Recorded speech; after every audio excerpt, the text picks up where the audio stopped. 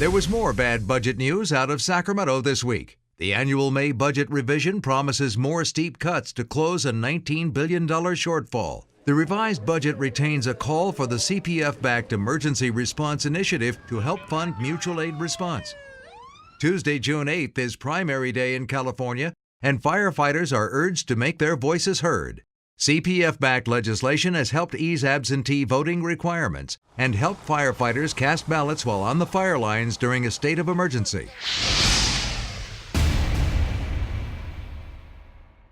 The Fill-the-Boot program has been around for over half a century, and it is the main way that firefighters help raise funds for muscular dystrophy. And it really started with a couple firefighters back east taking out a turnout boot and passing it around and trying to get some money. Within the last 8 years, we've partnered up with our executive staff, our management, and together we have partnered up and collected $2.3 million over the last 8 years.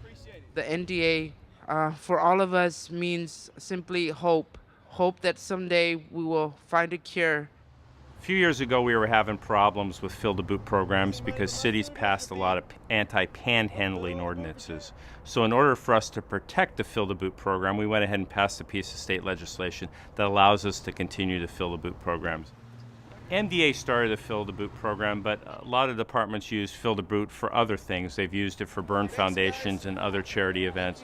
My name is probationary firefighter Nick Plancich. I work for the San Diego Fire Department, and we're here collecting money for the Burn Institute. We're a local nonprofit. We do a lot of fire and burn prevention education. We're the fire service's #1 partner, and then we do a lot to help young burn survivors who've been severely burned. The firefighters are the reason why I got my job. Firefighters are, they raise probably a third of our annual budget, so I can't say enough great things about CPF and the IFF. People like to see us. They stop by, kids get out of their cars, they give us money. It's really rewarding to see how the public responds to us out raising money for Jerry's kids, doing something worthwhile for a charity, and it shows how much they appreciate firefighters in their community.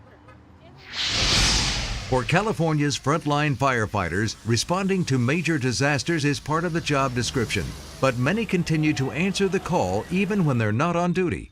When a devastating earthquake ravaged Haiti in January, Larkspur firefighters Matt Cobb and Jim Clark responded with a two-man mission of mercy. We called back and forth and chatted, and the more and more we chatted, the more and more we watched what was going on, the more we wanted to be there, be involved, see what we could do to help. We took vacation days, took our own money, took our own supplies, and went completely self-contained so that when we arrived with all of our own stuff. And while Matt was doing a lot of the medical assessment and treatment, I was just kind of giving my own form of our own form of financial aid. So I'd see a single mom and give her money directly. Both Jim and I are California firefighters and have been in the fire service for some time.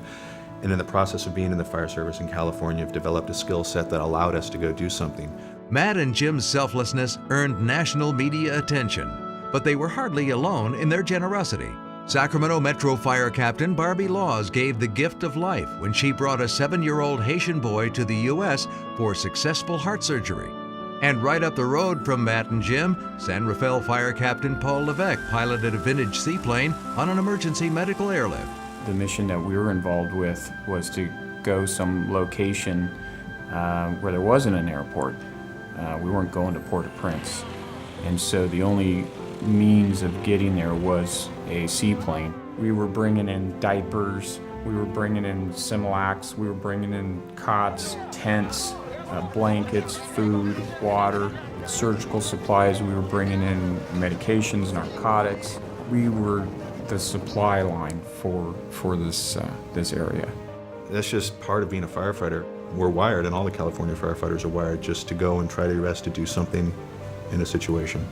We like showing up and helping.